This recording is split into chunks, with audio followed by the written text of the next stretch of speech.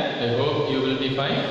ठीक है बच्चों, आज हम देखेंगे हमारा रिवीजन यानी कविता 9 रैदास के पद। रैदास के पद के वो लेसन जो कविता था ना, वो कविता के बारे में already I taught you the poem.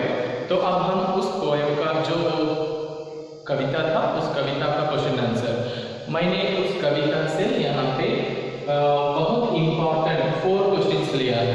इसमें 3 छोटे प्रश्न उत्तर हैं, तो यानी 2 मार्क्स का क्वेश्चन आंसर है और 1 5 मार्क का है।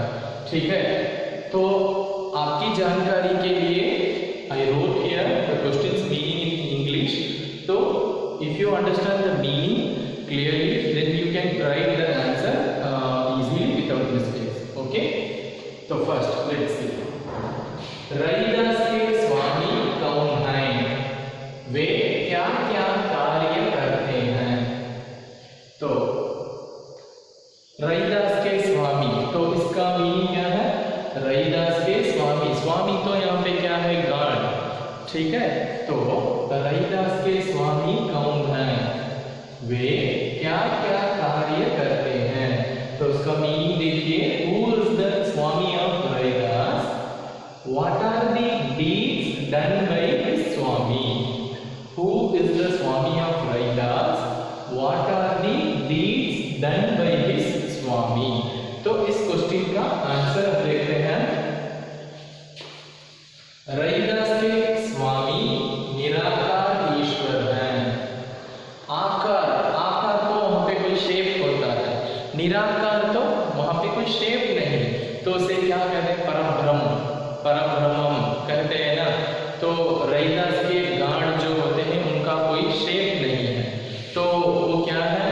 पूरा गैलेक्सी, अब सभी परब्रह्मम कहते हैं ना, तो उसी को अपना स्वामी मानते हैं। तो रैदास के स्वामी, रैदास के गाढ़ निराकार ईश्वर हैं। निराकार, शेपलेस, यानी there is no particular shape for the Raidas God, which mean तो क्या कहते हैं?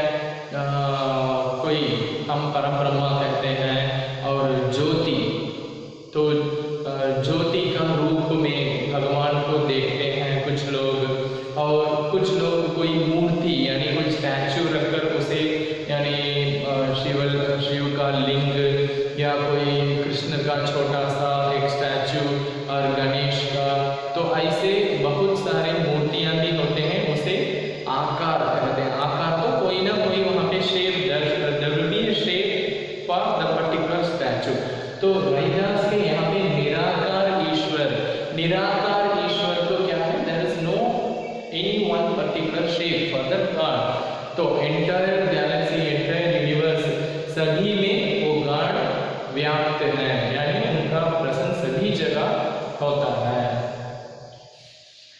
वे अपनी कृपा से नीच को उच्च और अछूत को महान बनाते हैं। तो वे, तो गॉड, वे तो कौन है? दे मीन्स यहाँ पे गॉड, वो गॉड अपनी कृपा से, कृपा तो क्या है? कृपा मीन्स मर्सी, तो मर्सी से नीच को उच्च, तो लोअर, बहुत लोअर पीपल को हाई प्लेस में लाते हैं, और अछूत, अछूत को क्या कहते हैं? जो अनटचेबिलिटी अभी देखते हैं, अनटचेबिलिटी जो भी लोअर कास्ट के पीपल, ऐसा कोई पार्शियलिटी सोसाइटी में होता है, तो ऐसे पार्शियलिटी रहने के इस सोसाइटी में जैसे वो पुअर पीपल को महान बना देते हैं। He made them to great person, that poor person को गॉड ने बहुत ग्रेट पर्सन बनाते हैं। तो वंस अगेन, रैदास के स्वामी कौन है? वे क्या क्या कार्य करते हैं? Who is the Swami of Raidas and what are the deeds done by his Swami? अब आंसर, रैदास के स्वामी निराकार ईश्वर हैं। तो रैदास के गॉड निराकार ईश्वर मीन्स परब्रह्मम, तो there is no any particular shape. वे अपनी अपनी कृपा से, दैट गॉड उनकी कृपा, कृपा तो मेर्सी, मेर्सी से नीच को उच्च, नीच मीन्स दैट पुअर पीपल को हाई प्लेस में, हाई डेजिग्नेशन में, हाई प्लेस में लेके आते हैं और अछूत को महान बना देते हैं। अछूत mean untouchability, untouchability we are showing that we can see that untouchability not now but 10 20 30 years before we can maybe that 80s kids 90s kids they may saw that partiality in that period society। तो अछूत को महान बना देते हैं। अछूत तो क्या है, जो लोअर कास्ट पीपल को भी ग्रेट पर्सन बनाते हैं। कौन बनाते हैं? रैदास के स्वामी। ठीक है, कवि ने, यहाँ पे नेक्स्ट क्वेश्चन है, कवि ने ईश्वर को गरीब निवाजु क्यों कहा है? कवि ने ईश्वर को गरीब निवाजु क्यों कहा है? Poet calls God of the poor. Why? Poet calls God of the poor. Why? तो God, तो पोएट और जो गॉड को क्यों कहते हैं कि गॉड ऑफ द पुअर? तो इसका why there will be a reason. तो देखते हैं, कवि ने इसलिए कहा है कि for this reason poet says like that. What are the reasons? The first one, गरीब पर कृपा करके उनके दुख दूर करते हैं। He is showing his mercy to the poor people and he will give some he will rectify their problems and तो उनके दुख को, जो भी उनका पेन, उनका सारों को दूर करते हैं। Once again, कवि ने ईश्वर को गरीब निवाजु क्यों कहा है? Poet calls God of the poor. Why? तो there will be a reason. The reason is कवि ने इसलिए कहा है कि for this reason only poet said like that वे गरीबों पर, गरीबों means poor peoples के ऊपर, जो भी बहुत हेल्पलेस पीपल होते हैं, उनका कोई घर नहीं होता, उनका कोई भी उनका क्लॉथ अच्छा नहीं होता, तो बहुत इस समाज में निचले दर्जे, यानी इस सोसाइटी में बहुत poor class, middle class, high class, middle class, lower class होता है। लोअर क्लास से भी बहुत नीचे, लोअर क्लास में भी बहुत पुअर जो पीपल होते हैं, उन पर कृपा करके, तो कृपा तो क्या है? मर्सी करके उनके दुख दूर करते हैं, उनके पेन और उनके प्रॉब्लम्स को दूर करते हैं। ठीक है, और नेक्स्ट क्वेश्चन, रैदास ने प्रभु को चांद और स्वयं को चकोर क्यों माना है? रैदास ने प्रभु को चांद और स्वयं को चकोर क्यों माना है? Why does the poet calls himself as a bird, and bird means that वो चकोर it's a kind of bird, चकोर means it's a kind of bird। तो वो bird क्या करता है? It always waiting, तो वो किसके लिए वेट करता है? मून को देखने के लिए वेट करता है। तो मून का उतना बड़ा फैन रख सकते हैं, तो चकोर बर्ड तो मून को ही देखता रहता, मून का बहुत बड़ा फैन और फॉलोअर है। तो चकोर क्यों माना है? Why does the poet calls himself as a bird? Bird means the chakor bird and God as moon. Why does the poet calls himself as a bird and God as moon? तो इसका answer यहाँ है, जिस प्रकार चकोर हमेशा चांद की ओर निहारता रहता है, जिस प्रकार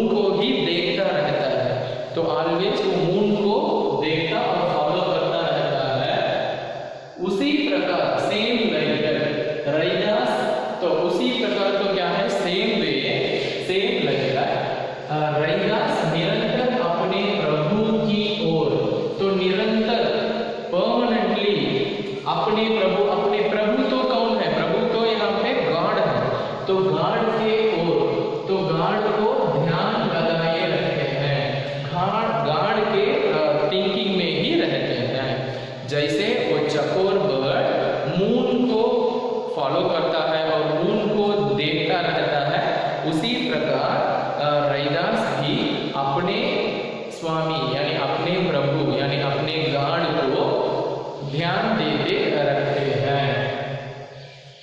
फोर्थ क्वेश्चन, रैदास को क्यों प्रतीत है कि प्रतीत हुआ कि, तो एक मिनट बच्चों,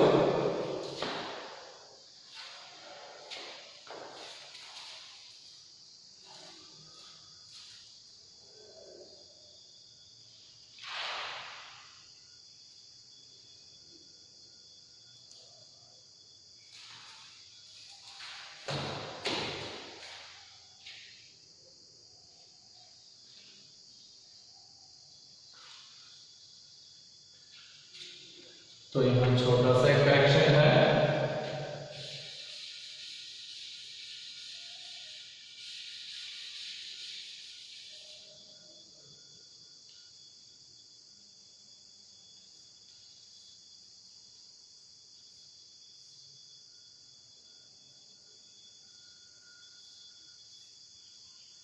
प्रतीत होता है कि,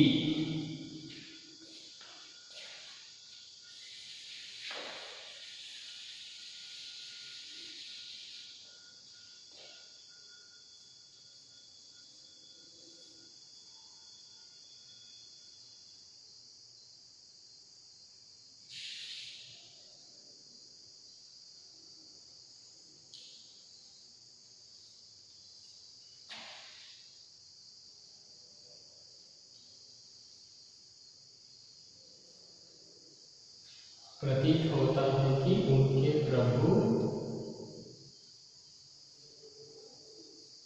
उन पर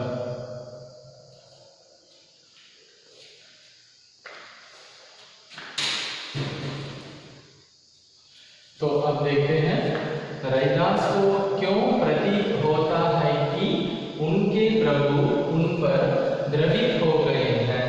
तो यहाँ पे क्या इसका मीनिंग है? Why did the poet feel that God showed mercy on him?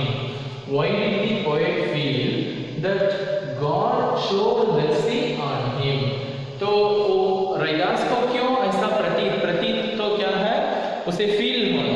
तो रैदास को क्यों ऐसा फील होता है कि गॉड जो उनके गॉड है वो अपने ऊपर इतना मर्सीफुल है। तो उसका रीजन तो देखते हैं। रैदास जाति से चमार थे। चमार तो बैकवर्ड का जो कैस्ट था वो पीपल थे। तो रैदास जाति से चमार थे। चमार भी बैकवर्ड कैस्ट के पीपल थे। समाज उन्हें अछूत मानता था। तो वो सोसाइटी, वो पीरियड का सोसाइटी अछूत यानी untouchability, they show that society shows on him that untouchability, that partiality they show.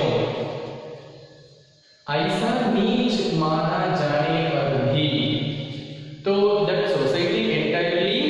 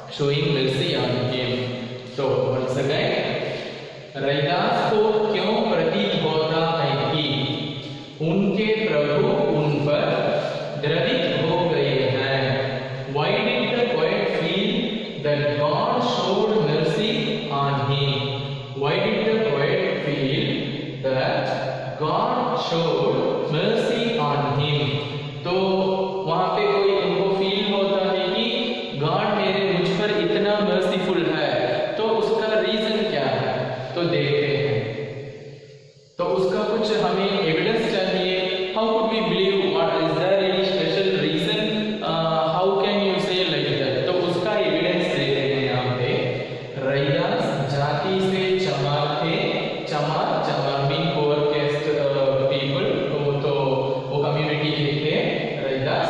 समाज उन्हें अछूत मानता था, तो दैट पीरियड का सोसाइटी उन्हें अनटचेबल पर्सन जैसा ट्रीट करते थे, ऐसा नीच माना जाने पर भी। तो he is considered as a very poor people, but still उन पर प्रभु कृपा हुई। Still God showed His mercy on him, to him।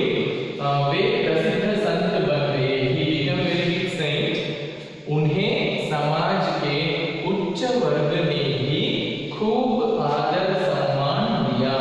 तो after when he become a very big saint, so after that society के उच्च वर्ग यानी high class peoples also खूब आदर सम्मान दिया, gave good respect and honor to him। इसलिए उन्हें लगा कि that's why he feel like that, यह उन पर ईश्वर की कृपा है। This is a very big mercy of God। यह प्रभु के द्रवित होने का परिणाम है। This is one of the very big evidence that God का जो mercy on रैदास। तो फिर से once again देखते हैं फर्स्ट क्वेश्चन, रैदास के स्वामी कौन हैं, वे क्या क्या कार्य करते हैं। Who is the Swami of Raidas and what are the deeds done by his Swami। Raidas के स्वामी कौन हैं, वे क्या क्या कार्य करते हैं। Who is the Swami of Raidas and what are the deeds done by his Swami। तो नेक्स्ट इसका आंसर है, रैदास के स्वामी निराकार ईश्वर हैं।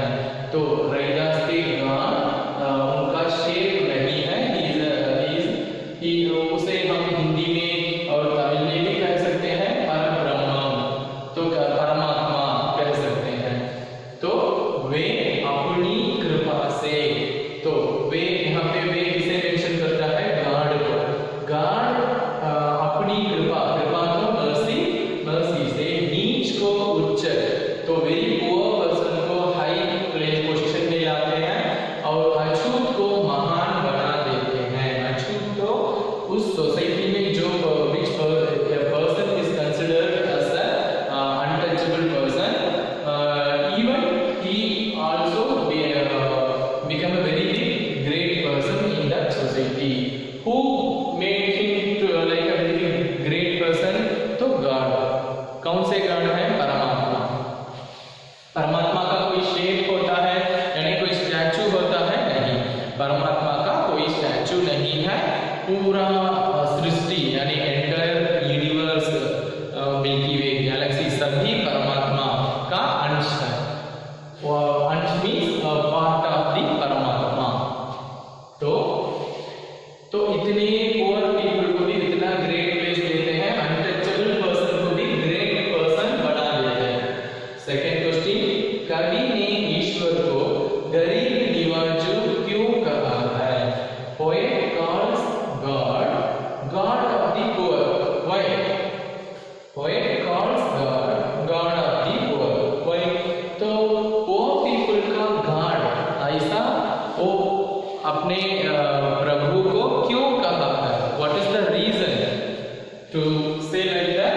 तो उसका आंसर देखते हैं, कवि ने इसलिए कहा है कि वे गरीबों पर कृपा करके उनके दुख दूर करते हैं। For this reason poet say like that, what is the reason, गरीबों पर कृपा करके। तो the God showing his mercy on poor people and उनके दुख दूर करते हैं, उनके जो भी प्रॉब्लम्स, उनके जो भी सारो, उनका जो भी एक प्रॉब्लम फेस करते हैं उसे क्लियर करते हैं। कौन करते हैं, तो रैदास के स्वामी। Third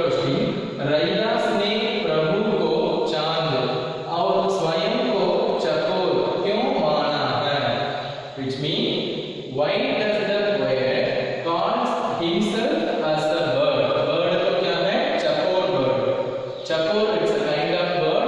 It's always waiting to see, eagerly waiting for that moon. तो वो moon को बहुत बड़ा फैन और moon का फॉलोअर है. moon को देखते ही रहता है. ठीक है? Calls himself as a bird and God as moon. So Rahim as a chakor bird and God as a moon. So how a bird is waiting, always watching the moon, the same way Rahim always thinking about his God. Okay, answer देखते हैं. जिस प्रकार चकोर हमेशा चांद की ओर निहारता रहता है, तो how the bird always watching the moon, the same way उसी प्रकार रैदास निरंतर अपने प्रभु की ओर ध्यान लगाए रहते हैं. The same way Raidas also permanently giving his attention and thinking about only about his God.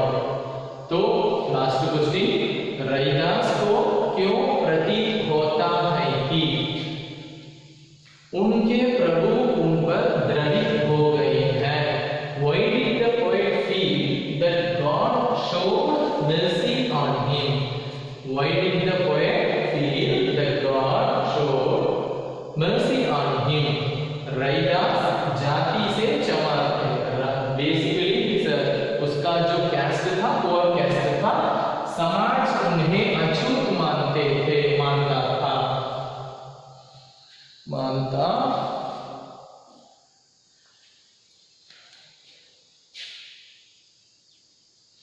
छोटा सा करेक्शन, समाज उन्हें अछूत मानता था. बच्चों यहाँ पे छोटा सा करेक्शन हुआ, यहाँ पे थे नहीं था, अछूत मानता था, which means that society considering him as an untouchable person. So that much partiality showing on him. ऐसा नीच माना जाने पर भी, तो he is considered as a very poor person. उन पर प्रभु कृपा हुई, तो उनको क्या हुई? On him God showed his mercy to him. वे प्रसिद्ध संत बन गए. When he get that mercy of God, then he become a very famous saint. उन्हें समाज के उच्च वर्ग ने भी खूब आदर सम्मान दिया. तो for him, that high class people, high society people also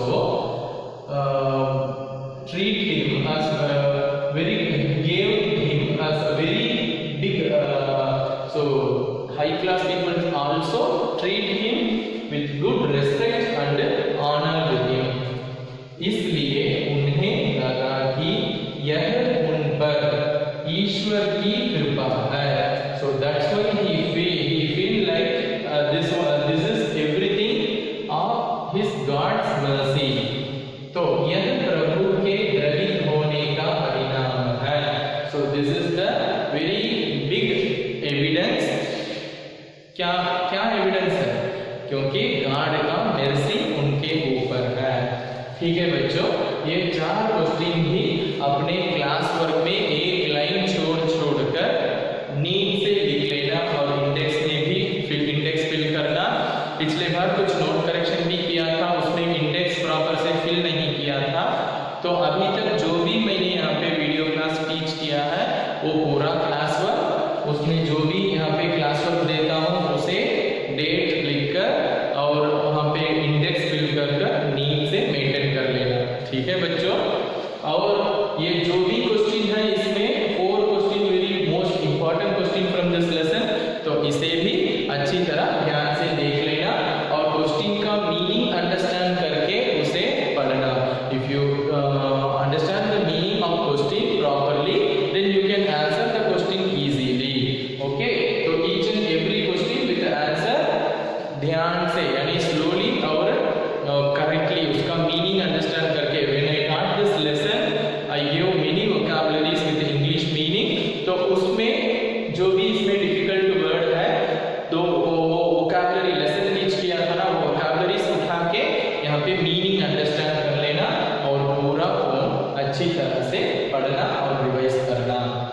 ठीक है बच्चों, इस बार आपका कुछ सिलेबस यानी आपका पैटर्न थोड़ा चेंज हुआ है।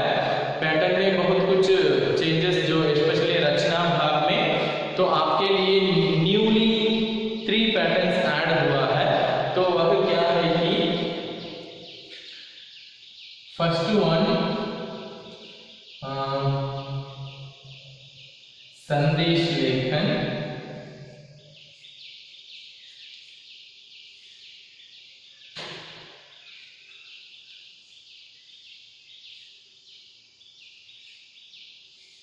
संदेश लेखन।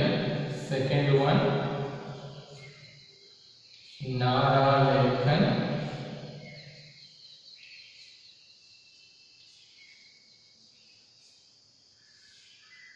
और नेक्स्ट लास्ट वन कहानी लेखन।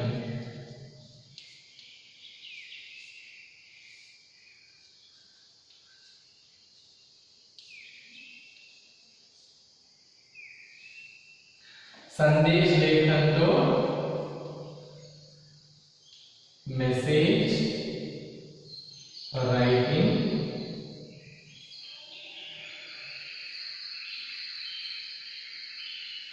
और नारा लेखन तो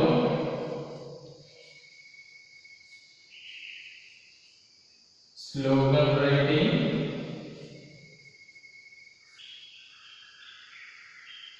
और कहानी लेखन तो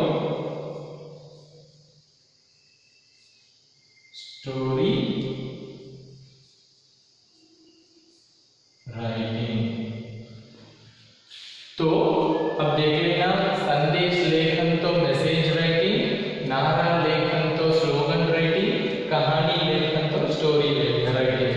तो ईच टॉपिक का 5 मार्क्स दिया गया है। तो टोटली दिस 3 टॉपिक्स के लिए 15 मार्क्स दिया गया है। टोटली रचना भाग में तुम्हारे लिए 26 मार्क्स दिया गया है। ठीक है,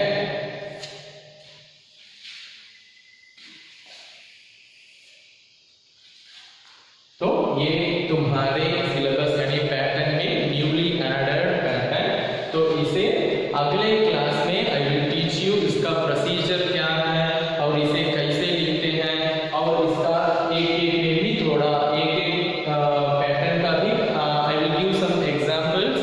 तो मैं इसे संदेश लेखन का प्रोसीजर क्या है, उसे कैसे लिखना है, उसका जो भी प्रोसीजर, और नारा लेखन तो स्लोगन राइटिंग, इसका भी कुछ एग्जांपल्स, और स्टोरी राइटिंग यानी कहानी लेखन, कहानी लेखन का भी कुछ एग्जांपल के लिए मैंने 1 or 2 स्टोरीज भी आपको दूंगा। तो इसे भी प्रिपेयर कर लेना। ठीक है, अब तुम्हारे रचना भाग में होगा 1 and only। ठीक है, अगले बार अगले नेक्स्ट क्लास में मैं आपको बताऊंगा पूरा पैटर्न। तो इसे अपने क्लास वर्क में कॉपी कर लेना। I will show you the pattern, wait and watch.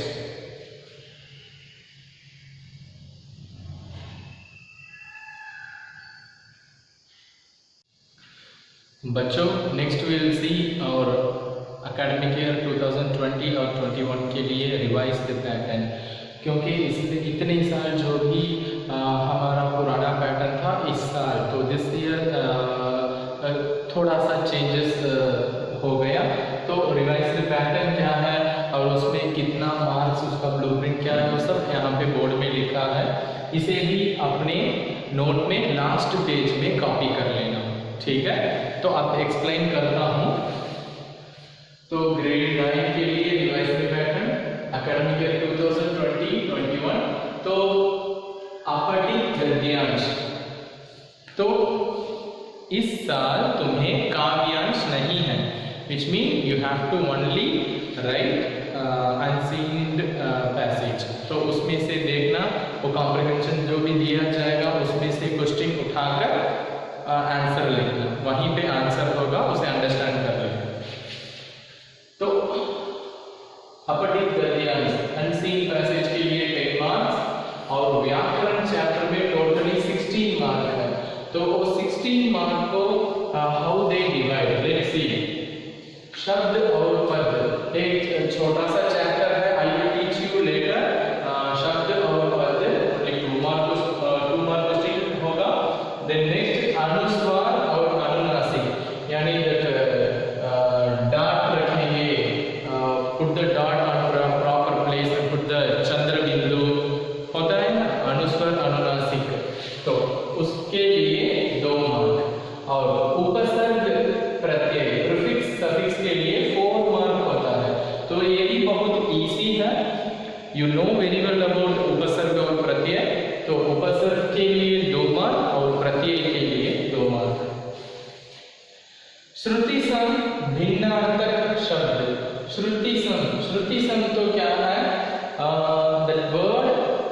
it's look like a same. When we pronounce the word, it's look like a same. For example, I will write here. See a small example.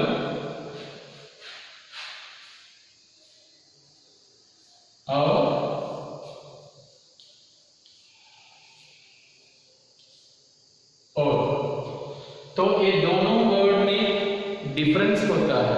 और means under और ओर means side. तो ये word देखने में different है but pronounce करने में कैसा होता है, सेम होता है. और हम स्पीड से रीड करने के टाइम और कहते हैं. और दोनों में pronunciation look like a same but the meaning is entirely different. Okay, ये और का मीनिंग है अंडर और का मीनिंग है साइड. ठीक है,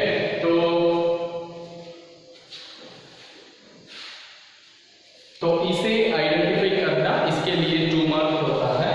और नेक्स्ट पर्यायवाची शब्द यानी सिनोनिम्स. हिंदी में क्वेश्चन होगा, उसका हिंदी में another one meaning you have to right.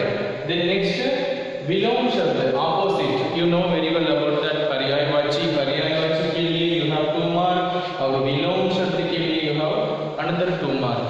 Next अर्थ की दृष्टि से वाक्य भेद. वाक्य में जो भेद होते हैं, सरल वाक्य, संयुक्त वाक्य, मिश्र वाक्य, ऐसे कुछ है. I will teach you later. तो ये भी एक पैटर्न है, इसके लिए 2 मार्क होता है. और नेक्स्ट खंड ग यानी गद्य खंड. गद्य खंड के लिए टोटल 11 मार्क है.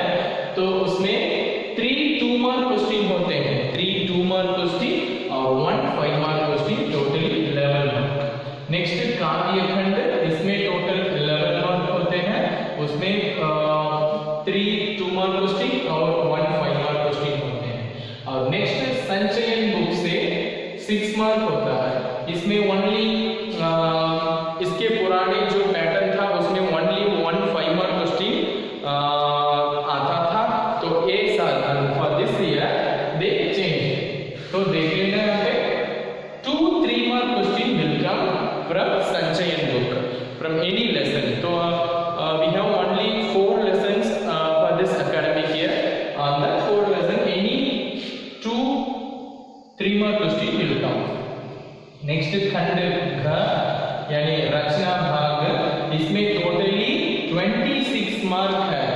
यानी रचना भाग ही द मोस्ट, सबसे बड़ा पार्ट है. इसमें if you concentrate on this part, you can get good marks because 26 mark यहाँ पे होता है.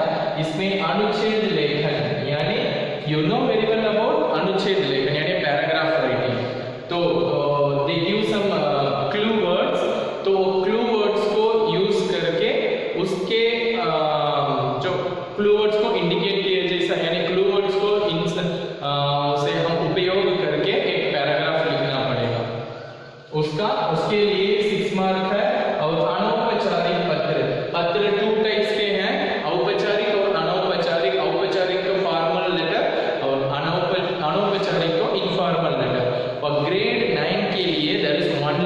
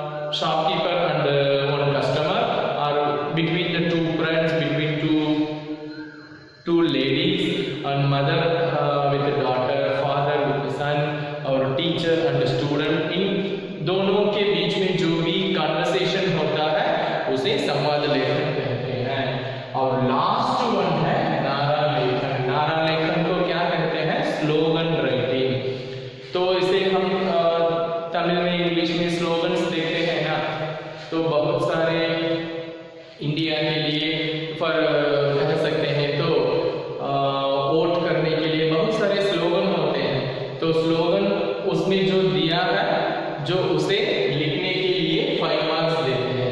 तो नारा लेखन तो स्लोगन राइटिंग, संवाद लेखन तो क्या है, कन्वर्सेशन, और संदेश लेखन मैसेज राइटिंग, औपचारिक पत्र इनफॉर्मल लेटर, पैराग्राफ राइटिंग अनुच्छेद लेखन, पैराग्राफ राइटिंग। तो ये पूरा मिलाकर रचना भाग में 26 मार्क है। और संचयन बुक से 2 3 मार्क क्वेश्चन, टोटली 6 मार्क। और नेक्स्ट काव्य खंड से 11 mark, 3 2 mark question, 1 5 mark question. और गद्य खंड से 3 2 mark question, 1 5 mark question, totally 11 mark. Grammar totally 16 mark. तो अर्थ की दृष्टि से वाक्य भेद 2 मार्क, विलोम शब्द 2 मार्क, पर्यायवाची शब्द 2 मार्क। और श्रुति संघ प्रोनाउंसिएशन सेम होता है किंतु मीनिंग और वर्ड डिफरेंट होता है, तो उसके लिए 2 मार्क। उपसर्ग प्रत्यय के लिए 2 तो वो मिलाकर 4 मार्क कुल होता है।